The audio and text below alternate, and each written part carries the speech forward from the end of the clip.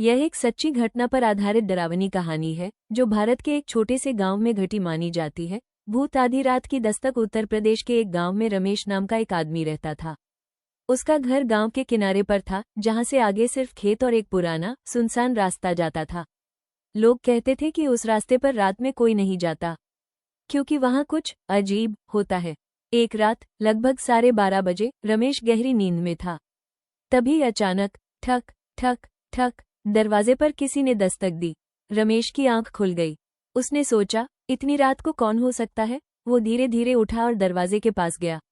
बाहर से एक औरत की धीमी आवाज आई, दरवाजा खोलो, मुझे मदद चाहिए। रमेश ने झरोखे से बाहर झांका, लेकिन वहां कोई साफ दिखाई नहीं दे रहा था, सिर्फ एक साया। उसका दिल जोर से धड़कने लगा। उसने पूछा, कौन हो तुम? बाहर से जवाब आया, मैं रास्ता भटक गई हूँ, प्लीज दरवाजा खोलो। रमेश को कुछ अजीब लगा।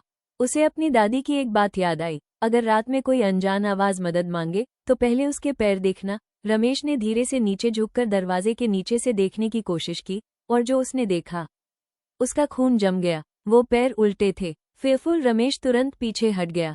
उसकी सांसें तेज हो गईं। बाहर से अब आवाज बदल गई थी, दरवाजा खोलो, वरना अच्छा नहीं होगा। अब आवाज में गुस्सा और डर दोनों था। रमेश ने हिम्मत करके कुछ नहीं खोला और चुपचाप कमरे में जाकर भगवान का नाम लेने लगा। कुछ देर बाद दस्तक बंद हो गई। सुबह जब उसने दरवाजा खोला तो बाहर मिट्टी पर उल्टे पैरों के निशान साफ दिखाई दे रहे थे, जो धीरे धीरे खेतों की तरफ जा रहे थे और फिर अचानक गायब हो गए।